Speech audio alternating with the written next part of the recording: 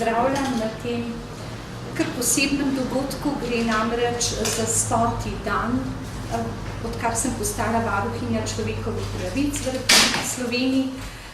Dovolite, da vam predstavim današnje sodelavce. Ob meni sta 2 namestnika, kolega Jernej Rovšek, kolegica magistrica Kornelija Marzel, in tu z nami je tudi svetovalka pri varuhu, ki nadomešča odsotnega Toneta Dolčiča, gospa Brigita Urh. Odsoten je pa tudi kolega Šelih, ki pokriva področje pravosodja danes, vendar, če boste kasneje želeli karkoli vprašati, vam bomo ostali na voljo. Najbrž ste že prejeli tudi gradivo, in sicer sem se odločila, da ob 100 dneh predstavim svoje delo in delo celotne ekipe, tako da boste dobili pisno gradivo in boste lahko iz njega črpali določene zadeve, ker pa pravijo, da je potrebno zgoščeno predstaviti manj tem, smo se odločili za 2, in sicer prizadevanja varuha za ljudi s posebnimi potrebami, torej to bo ena rdeča nit, in druga brezplačna pravna pomoč. Začeti moram z 31.5.2013, ko so razglasili zmagovalca natečaja multimedije na nedavno končanem festivalu fotografije in človekovih pravic. Sama sem bila pokroviteljica tega festivala, naša Nataša Kuzmič, svetovalka za odnose z javnostmi, pa je bila žirantka. Zmagal je Luka Drag-Skobler, ki je danes tudi tu med nami, torej to je gospod. Čestitke. Čestitke. Zmagal je pa s prav posebnim filmom, ki je zelo navdihujoč. To je film o deklici Barbari, ki ima težko obliko cerebralne paralize in se svetom okoli sebe sporazumeva zelo nenavadno samo s pomočjo oči. Zakaj pa omenjam ta film? Zato, ker je sam od sebe postavil v uvod to našo prvo temo, torej temo varovanja ljudi s posebnimi potrebami, v katero se je že pred časom in se bo tudi ta teden aktivno vključil tudi predsednik Republike Borut Pahor. O tem več kasneje. Mislim, da je pa lepa prilika, da vam ta zmagovalni film tudi predstavimo za začetek.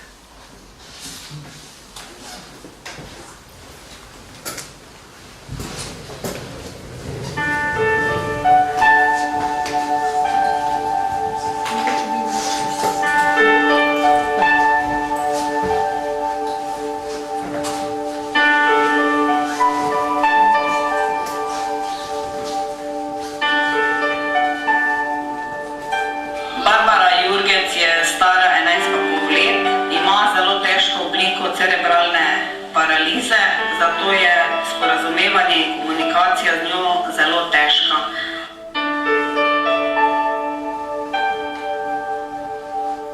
Njena posebnost je predvsem v tem, da je izredno brihtna in da se zelo dobro sporazumeva z očmi in s celim telesom, predvsem pa z očmi.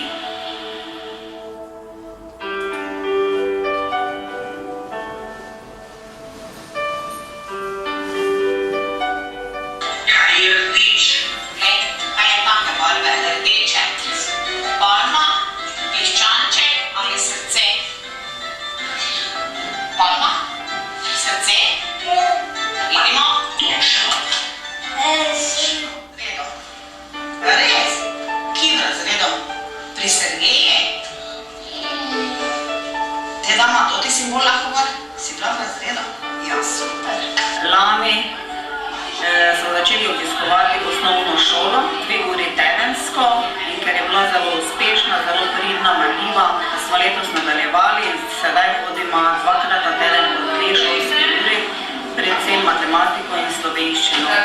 Zmagovalna skupina so 4 listke, brez ene napake.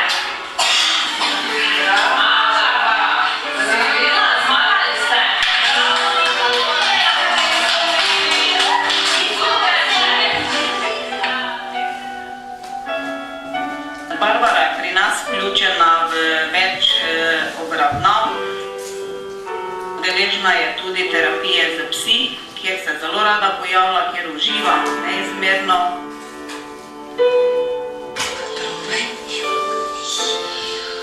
Že spodnji rukomor.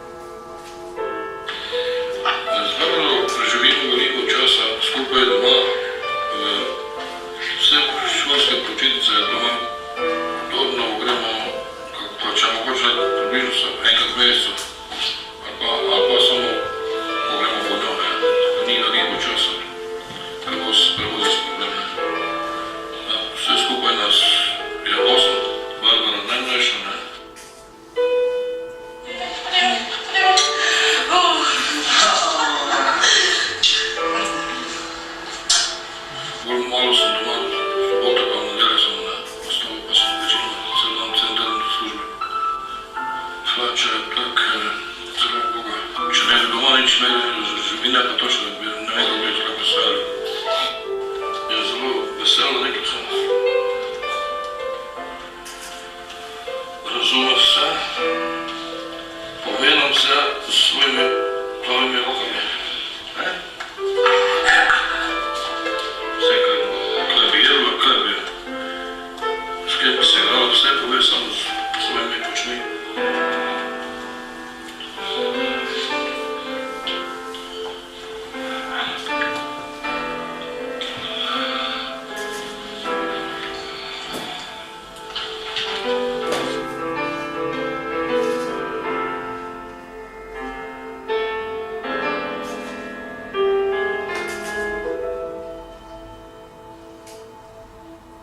Ona zelo komunicira, jer se rada pogovarjala, zelo komunikativna in z ljudmi, s katerimi se sreča, v bistvu zelo pritegne, kar čutijo, kako jim želi nekaj povedati. Zdaj uporablja računalnik, ki ima tudi naložen program za komunikacijo. In mi lahko potem pod vsak simbol posnamemo določeno frazo ali besedo in ona na poseben način vklopi to polje s tem simbolom in sliši se sporočilo, ki ga ona želi povedati. Zelo malo je v bistvu otrok ali odraslih, ki imajo motnje v razvoju, ki lahko uporabljajo ta komunikator, kajti ona upravlja ta komunikator z očmi.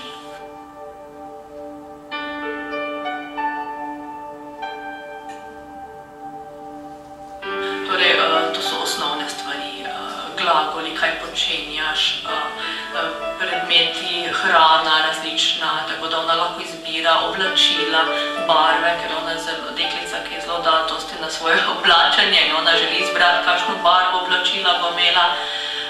S tem, da smo pa začeli dodajati tudi besede, ki jih potrebuje v šoli, tipkovnica je zelo pomembna. No, ima pa računalnik tudi recimo možnosti kasneje za dostop na internetno pošto, na razne te Facebook, da si lahko recimo svojo glasbo vrti, da ima lahko svoj album in si ga recimo pogleda sama, vklopi, da lahko telefonira, torej povezavo za pametni telefon.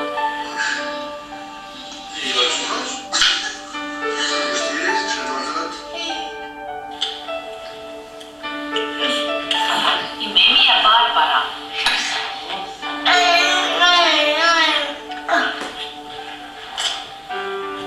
Ne maram, da me ljudje vidijo.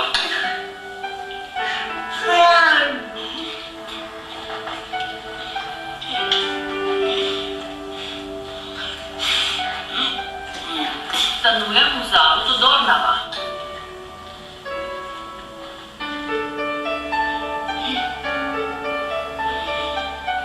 Doma sem iz Hrastovca pri Zavodu.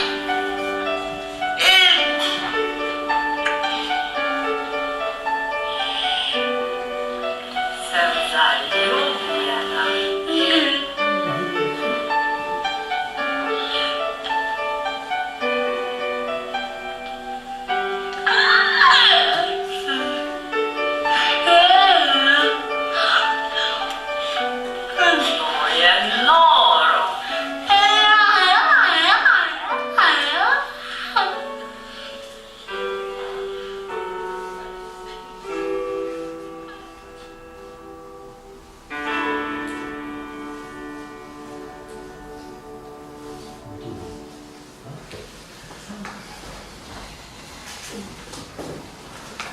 Mislim, da so vse besede odveč in da je to ta hip najbrž res najboljši uvod v našo tematiko. Namreč otroci in seveda tudi odrasli s posebnimi potrebami imajo pri nas kljub napredku, kljub skrbi številnih institucij in ljudi še vedno mesto ni zavidljivo, kjer je zelo veliko problemov. Predstavila sem vam torej poročilo in ob koncu lahko ugotavljate tudi, da Varuh dobiva vse več pobud. Predstavljene so bile pobude po letih, tudi telefonski klici, pri čemer niso vsi zajeti In v zadnjem času smo dobili tudi veliko pobud z tega področja. Kaj ugotavlja varuh na področju problemov, torej otrok s posebnimi potrebami in njihovih pravic? Najprej gre za otroke z motnjami avtizma, torej avtističnega spektra. Z novim zakonom o usmerjanju otrok s posebnimi potrebami, ki je bil sprejet leta 2011, so otroci, sicer ti otroci, postali samostojna kategorija. Problem pa je bil in je še v začetku uporabe novega zakona o usmerjanju otrok s posebnimi potrebami, kajti bil je že dvakrat odložen. V zvezi s problematiko otrok z avtističnimi motnjami je namreč nujno zagotoviti celostno obravnavo, ki mora biti zgodnja in v kateri sodelujejo strokovnjaki z različnih strok in izobrazbenih profilov. Ključnega pomena je torej zgodnja diagnostika, kajti le ta lahko pripomore k izboljšanju otrokovih možnosti, tako pri socializaciji, kot tudi v vzgoji in izobraževanju. Zato je varuh predlagal Ministrstvu za zdravje, naj v sodelovanju s pediatričnimi klinikami v Sloveniji pospeši usposabljanje pediatrov in drugih zdravstvenih delavcev za ustrezno strokovno delo z otroki, ki imajo to motnjo. Posebno pozornost je potrebno posvetiti tudi strokovnemu delu z vzgojitelji, učitelji in drugimi strokovnimi delavci na področju vzgoje in izobraževanja, ki se pri svojem delu srečujejo prav s problemi, ki so povezani z avtističnim sindromom. Čim prej je treba izdelati podrobne programe in navodila za njihovo izvajanje, da bodo omogočili tudi uresničitev otrokove pravice, torej teh otrok do šolanja. Na to bomo opozorili tudi ministra za izobraževanje, znanost in šport, s katerim se srečamo prav jutri. Poleg tega je treba organizirati tudi ustrezne oblike seznanjanja staršev z vsemi problemi, ki jih imajo pri vzgoji otrok z avtizmom. Ministrstvo za zdravje je leta 2009 izdalo smernice za celostno obravnavo oseb s temi motnjami, ki pa se prepočasi uresničujejo. Druga kategorija so otroci z Downovim sindromom. Znano je, da otroci z Downovim sindromom ne zaostajajo na vseh področjih v enaki meri. Starši in strokovnjaki se čedalje bolj zavzemajo za inkluzivno izobraževanje otrok z Downovim sindromom v redkih oblikah izobraževanja, ki morajo pa postati redne. Saj ti otroci v inkluzivnem izobraževanju veliko pridobijo zlasti na področju pismenosti in računanja. Tam tudi bolje razvijajo veščine ustnega izražanja in sporazumevanja ter dosežejo višji nivo socialne zrelosti. Vendar je žal težava pri nas, da imajo ti otroci dostop do običajnih oblik vzgoje in izobraževanja zelo zožen in omejen. Le redki imajo tudi starše, ki so zmožni, sposobni, tudi finančno sposobni narediti nekaj več. Naš šolski sistem, ugotavlja varuh, je preveč rigiden in obseden s storilnostjo, kdo zmore več, kako bo bolj uspešen. Tako da je težko, da bi vsi ti otroci našli mesto v družbi svojih vrstnikov in da bi torej lahko ostali med temi otroki v njihovih razredih. Potem je tretja kategorija, težko gibalno oviranih otrok, ki so lahko tudi dolgotrajno bolni in imajo motnje avtizma. Ena njihovih največjih težav je prav uveljavljanje pravice do spremljevalca. Zakonska možnost sicer obstaja že zdaj, a s pričetkom uporabe novega zakona o usmerjanju otrok s posebnimi potrebami bodo možnosti za dodelitev takega spremljevalca še širše. Zato spet opozarjam, da je potrebno, da se ta zakon čim prej sprejme. Spremljevalec, sicer začasni, bo lahko dodeljen tudi dolgotrajno bolnim otrokom, otrokom z avtističnimi motnjami in otrokom s čustvenimi in vedenjskimi motnjami, kadar bo na predlog strokovnjakov to potrebno. Potem naslednja kategorija so gluhi učenci in dijaki, ki se izobražujejo skupaj z vrstniki v rednih oblikah vzgoje in izobraževanja, nimajo pa možnosti uveljavljanja pravice do tolmača. Mi smo se s to problematiko srečali tudi glede na nekatera novinarska vprašanja. Za zdaj namreč ni zakonske podlage za to in spet je problem v odlaganju sprejema že prej omenjenega zakona, ki bo to možnost zagotovil. Gluhim, ki se sporazumevajo v slovenskem znakovnem jeziku, bo z odločbo v usmeritvi pravica priznana in jo bodo lahko uveljavili. Potem imamo problem, na katerega na koncu, in sedaj je še koncept vzgojno-izobraževalnega dela v bolnišničnih oddelkih. Ministrstvo je izdalo namreč negativno mnenje. Za Direktorat za srednje in višje šolstvo ter izobraževanje odraslih je namreč sporno izobraževanje za ministrstvo dijakov v bolnišničnih oddelkih, ki je sicer do zdaj potekalo že vrsto let, vendar nikoli ni bilo ustrezno zakonsko urejeno.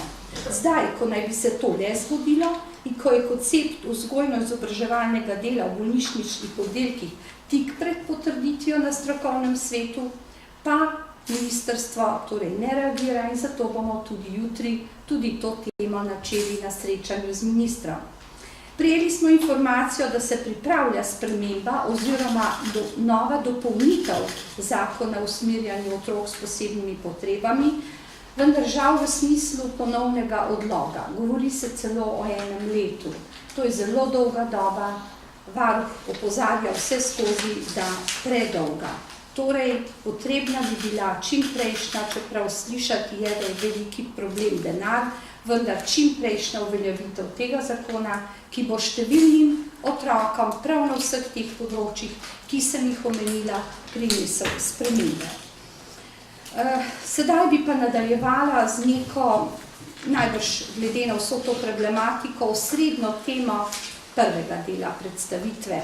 In sicer že mesec dni po nastopu mandata, bilo je 21. marca, ko je bil svetovni dan Downovega sindroma, sem se odzvala na povabilo predsednika republike Boruta Pahorja, ki je zbral na ta svetovni dan vse predstavnike iz združenja staršev otrok s posebnimi potrebami in predvsem otrok z Downovim sindromom.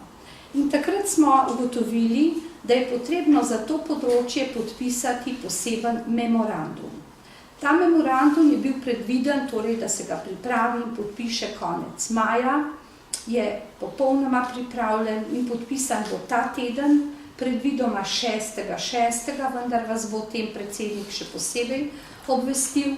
Povedal mi je, v petek sva se srečala na 50-letnici sožitja v Cankarjevem domu, da lahko tudi vam povem, da boste ta teden povabljeni na podpis tega zelo posebnega memoranduma.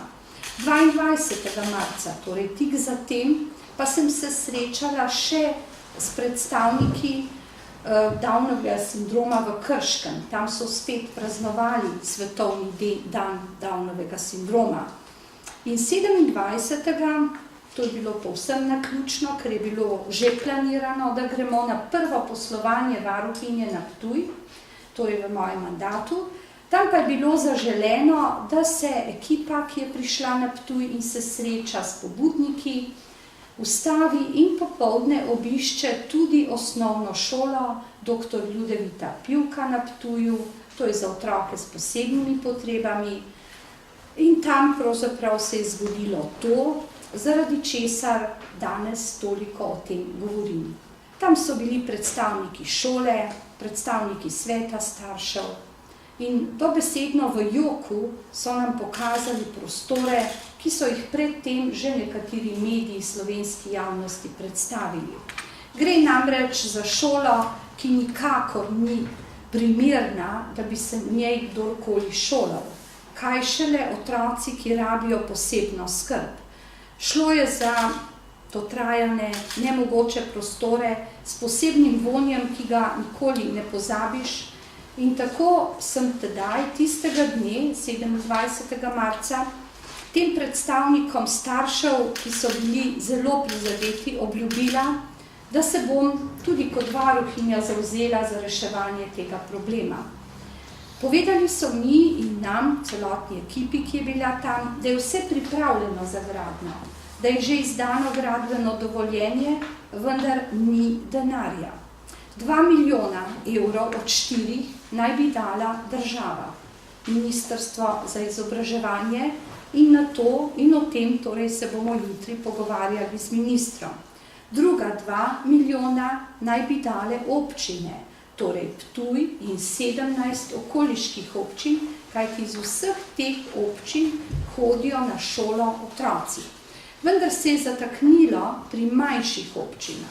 Namreč imajo enega ali 2 otroka, upajo, da jih ne bodo imeli in tako niso pripravljeni zagotoviti vsi tega denarja. Nastalo je še kar nekaj problemov, gradnja se je začela odmikati in starši so mi po tem obisku ponovno pisali, ali se da karkoli narediti, da bi se to začelo, da bi torej ta gradnja stekla. No in ker sem pred leti, pisalo se je leto 2008, napisala knjigo Abeceda življenja, v kateri sem pod dobrodelnost, pod črko D, napisala prav poseben odstavek in zaradi tega odstavka so me skoraj vsako leto mnogi spraševali, a se bo kdaj to uresničilo, je sedaj prilika, da se uresniči. Namreč takrat sem zapisala, da bi bilo lepo, če bi vsako leto enkrat imeli en poseben dan dobrodelnosti, da bi ga transparentno namenili nekemu projektu, ki bi pomagal nekomu in zbirali donacije 1 evro z enim SMS-om. Takrat, torej leta 2008, so bili malo drugačni časi, zato sem upala, da bi lahko 1 milijon Slovencev dalo 1 evro in bi dobili 1 milijon evrov. Danes vemo, kakšna je stopnja brezposelnosti, kako je težko, a vendar ste prav vi mediji tisti, ki lahko v vse domove v tem tednu, ki bo namenjen temu projektu, ponesete eno lepo sporočilo, da tisti, ki imajo, telefon ima ogromno ljudi, imajo tudi evro, ali pa morda za koga, še za drugega kakšen evro, ta teden prispevajo. Pristopili so, jaz sem pokroviteljica tega projekta, pristopili so vsi mobilni operaterji, torej od danes naprej smo že preizkusili, je možno poslati SMS z besedo pticki na 1919 in to cel teden in tako se bo nabiral denar prav za to šolo. V kraju, torej na Ptuju, vsi že komaj čakajo, da steče ta projekt, da bomo končno lahko tudi državljani rekli državi, začeli smo mi, prosimo, nadaljujte, kajti to je nujno potrebno. Torej, prenesite po svojih možnostih to sporočilo, da je možno cel teden darovati za to šolo, da se zbere čim več denarja. Gasilci so v tem kraju obljubili, da bodo še nadaljevali in prispevali zelo veliko, da se bo tudi kasneje, torej po tem tednu, v teh krajih okoli Ptuja veliko slišalo o tem, da bodo različne prireditve. Tako da, glede na vse te obljube, mi vam bomo posredovali tudi ime oseb, ki so torej zadolžene za to, kajti izpeljali denar ves bo šel na šolo, bodo prav šolniki in sicer je tukaj ravnateljica osnovne šole, dr. Ljudevita Pivka na Ptuju, ki jo boste torej lahko poklicali, imeli vse njene podatke, vam bo predala Nataša Kuzmič. Pripravljeni so starši, da bi se z vami pogovorili, da bi torej sami morda obiskali to šolo, se prepričali, da bi tudi slovenska javnost, ki je sicer en film že videla v tej šoli, spoznala, kako hudo je. Torej, prepričana sem, da bomo zmogli, da bomo s tem, to je malo neobičajno tudi za varuha, da poziva, vendar mislim, da je tudi naša naloga. Ko ugotavljaš kršitve otrokovih pravic, nekaj sem vam jih navedla, in ta šola je ta hip v tako hudi situaciji, da se lahko tudi varuh vključi v nek res poseben projekt v tej Sloveniji, Morda bomo pa lahko vsako leto naredili na kakšnem področju tudi še kaj dobrega. Zato sem vesela, da bo to preneseno v slovenske domove in da bodo ljudje zagotovo pristopili. Torej, uvod, ki ste ga videli, je čisto slučajno in tako lepo sovpadal z vsem tem. Zgodilo se bo še nekaj, torej, da ne bi ljudje rekli, da samo za eno šolo se zbira. Ugotavljamo, da tudi starši otrok s posebnimi potrebami nimajo dovolj znanja, da bi poznali svoje pravice in zato bomo poskušali nadgraditi vodnik po pravicah otrok s posebnimi potrebami. Izdala ga je dr. Jasna Murgel in mi je pravzaprav sama, ko je zvedla, da se trudim za te otroke, poslala knjigo, knjiga je bila tudi ena že pri nas, rada bi jo nadgradila, torej posodobila in tako obstaja možnost, da če bo zbran ta denar, bi na nek najcenejši način ali kot darilo ali za simbolično ceno tudi drugi starši otrok s posebnimi potrebami dobili morda jeseni knjigo, ki bo povsem sodoben vodnik po pravicah otrok s posebnimi potrebami. Torej, tukaj je naš prvi del. Ravnateljica je Dragica Emeršič in telefon je 051 371 537. Glede torej, teh otrok imam še eno novico in sicer v tem času pri predsedniku republike sta bili, ali mislim, da je bila ena, posebna deklica, samo 2 lastovici sta, ki sta uspeli z Downovim sindromom v Sloveniji končati redno osnovno šolo ob velikih prizadevanjih staršev in sta vključeni v srednjo šolo. Ta teden, in sicer 5. junija, bom obiskala ta dom invalidne mladine v Kamniku, kjer sta ti 2 deklici, o njih je bil tudi že pripravljen, sem videla v medijih intervju, zgodba ena je bila pred kratkim v reviji Jana predstavljena in tem 2 deklicam bi radi ponudili tudi neko počitniško prakso, kajti vsi opozarjajo, da ti otroci, čeprav naredijo neke napredke na področju znanja, izobraževanja, ne najdejo nikjer nobenega dela ni zanje.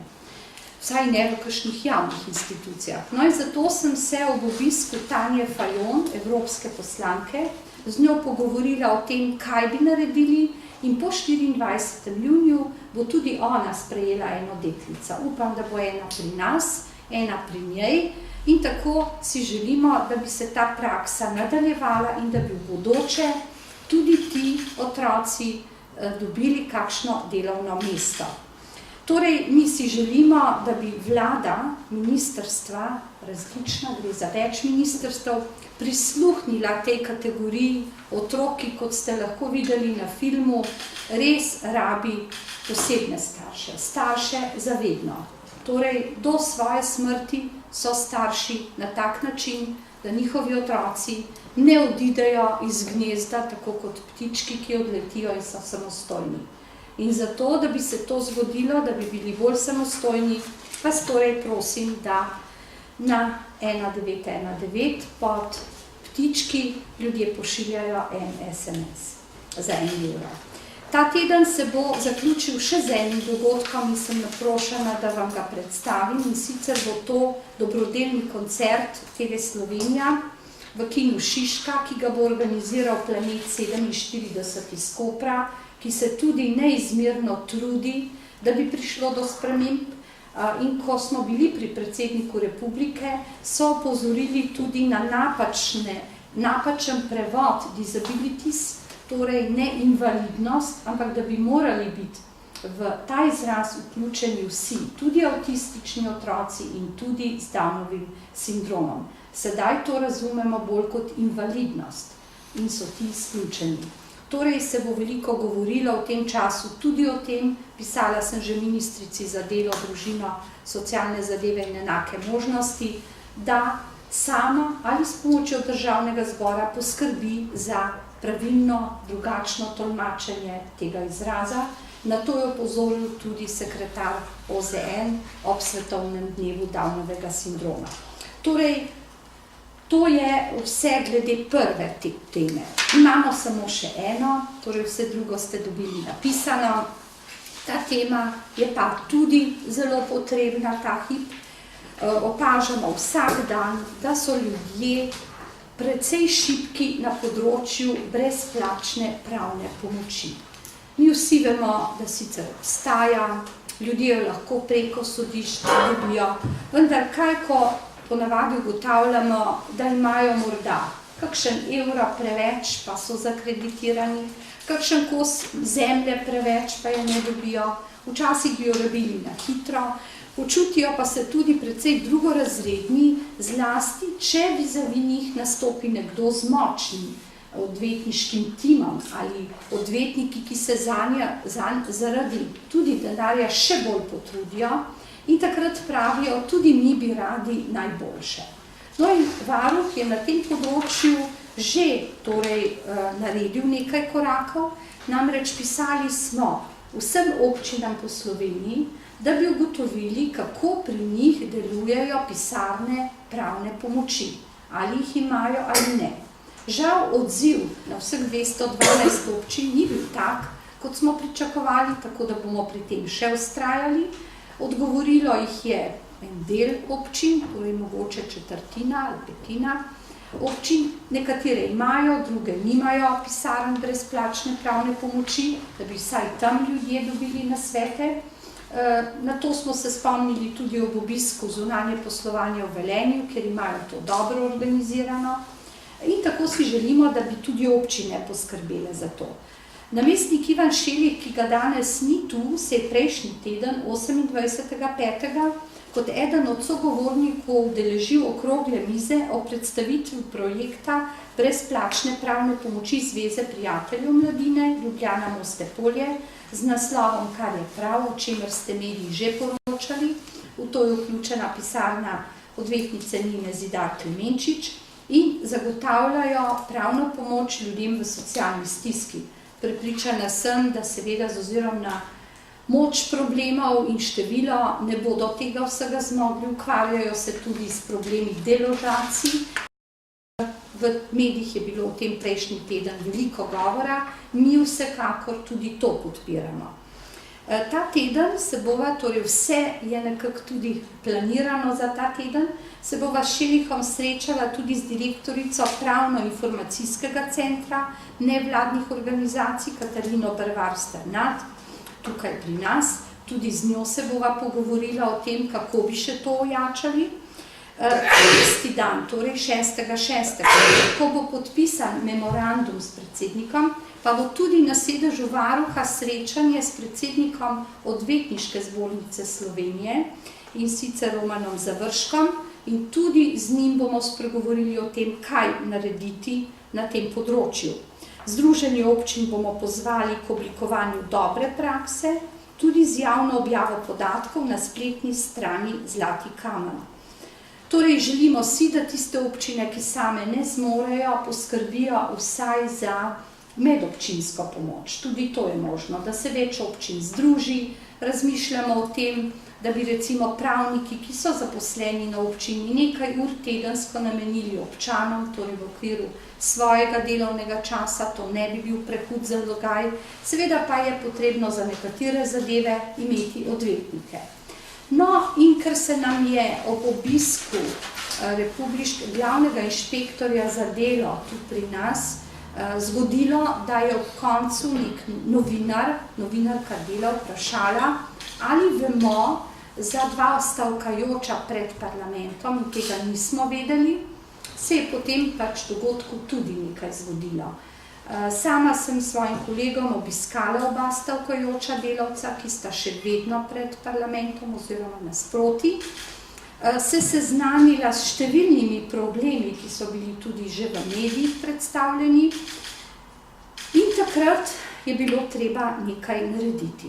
Spomnila sem se na tudi medije, izgleda, da veliko zadev prav iz medijev tudi izvem, in sicer v neki oddaji je bil predstavljen dr. Klemen Jaklič z Harvarda, pravnik, ki je povedal, da nudi brezplačno pravno pomoč, da ima ekipo ljudi in jaz sem se kar nanj obrnila in ga vprašala, ali bi bila ta ekipa pripravljena kaj narediti za ta dva stavkajoča.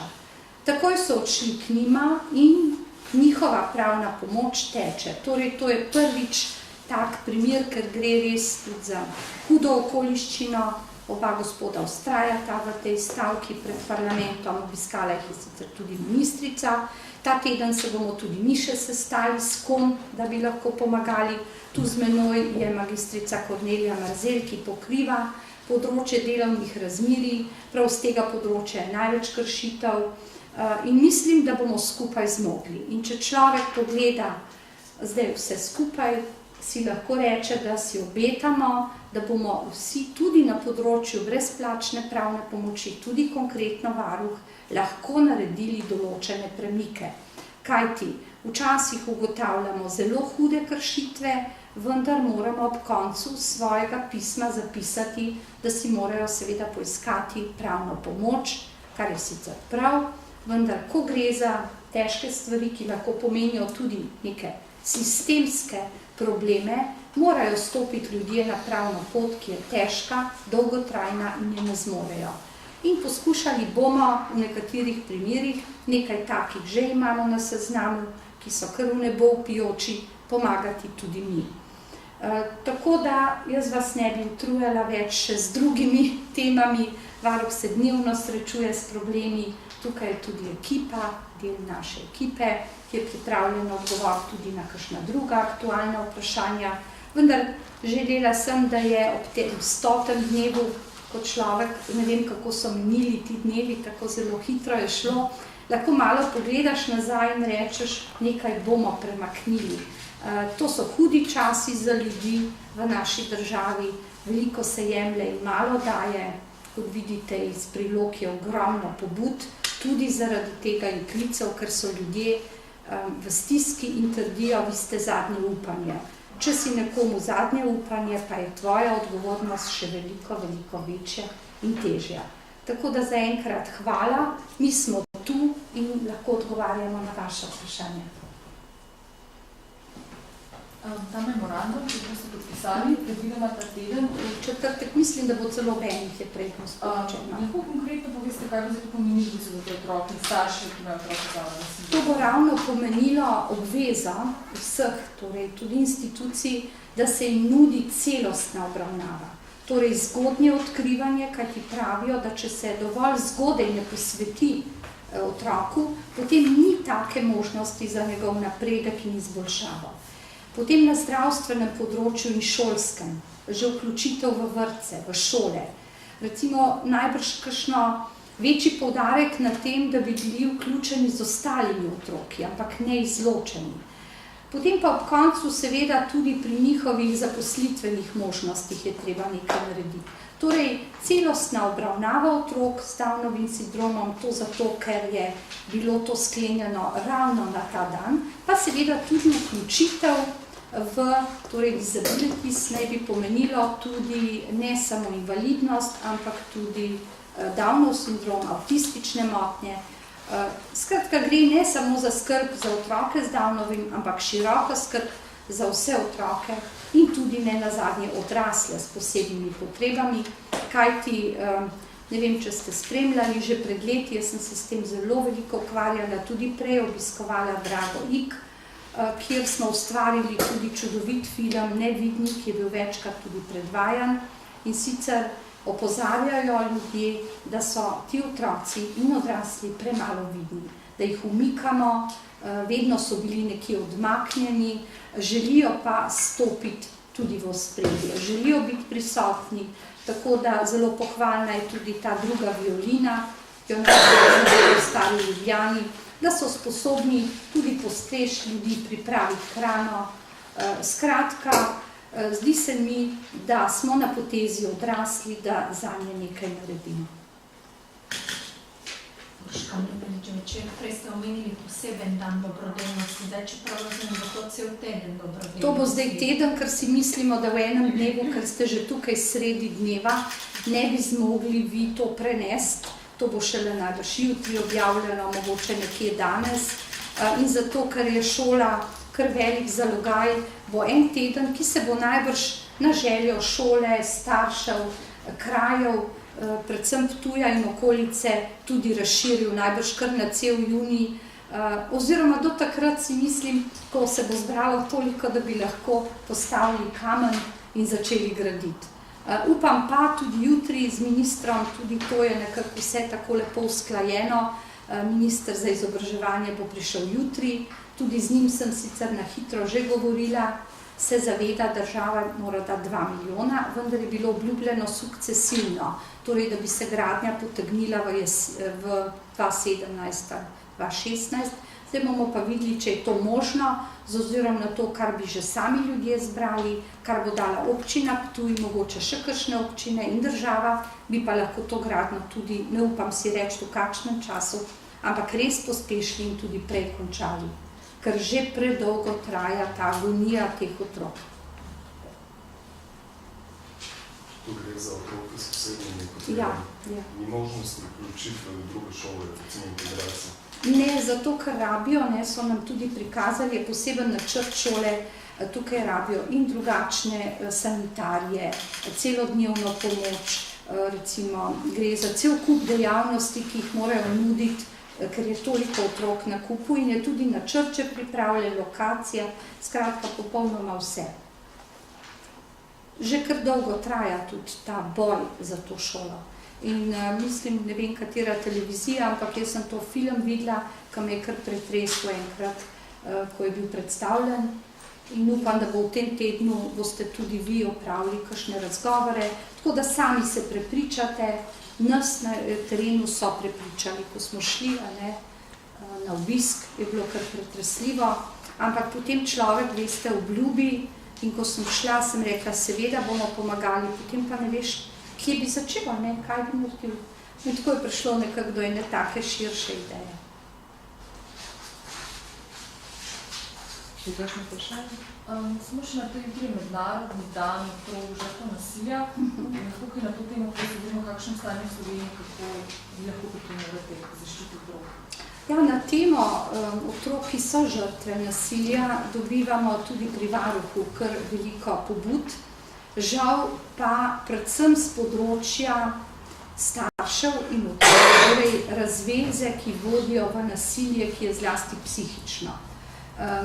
Naši razvezni postopki so včasih se srečno zaključijo tudi za otroke, kadar pa se ne, tistih nekaj procentov so pa v nebo vpijoči in včasih končajo celo na Evropskem sodišču za človekove pravice, ki prinese lahko rešitve, vendar kakršne koli so, enemu ne bodo všeč. In ta bo spet menil, da je vse narobe. In zato se mi zdi prav, da bi opozorili na to, da je boj med starši, pravijo, za dobro otrok, tudi lahko veliko nasilje nad njimi, kajti gre lahko tudi za manipulacije nad otroki, da bi se odločili za enega od staršev. Imamo tudi veliko psihičnega nasilja, opozarjamo se, veste, na nasilje vsak dan, ki se lahko pojavi tudi preko spleta. Mladina je danes že internetno zasvojena, na ta način včasih vstopa tudi v odnose s prijatelji v navednicah in ta komunikacija otrokom škodi, tako da odsotnost staršev in prisotnost interneta v vseh domovih in vseh omrežij, ki jih imajo otroci, je lahko zelo škodljiva za njihov razvoj. Opažamo sicer napredek na področju boja proti nasilju nad otroki, seveda je pa še vedno zelo tabu tema trgovina z ljudmi, trgovina z mladimi dekleti, tudi ne nazadnje romske poroke, poroke mladih deklic, spolne zlorabe. Skratka, na tem področju je zakonodaja v redu, premika se, tudi naš projekt Zagovorni glas otroka je k temu pripomogel. Sem zelo vesela in vsi smo veseli, da je bil sprejet pravzaprav s tako močno podporo v Državnem zboru.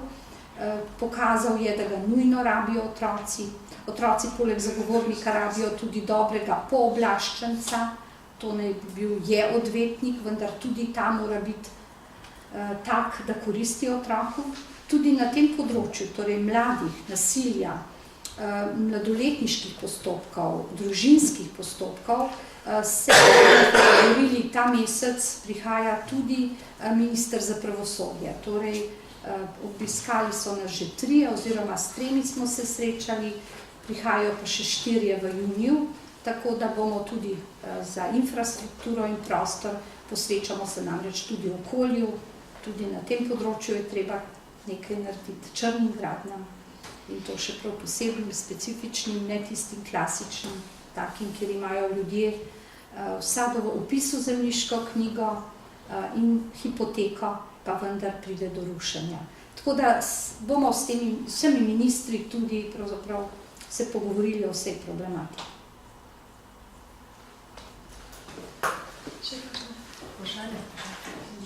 A na žuru z razlogom boste letos?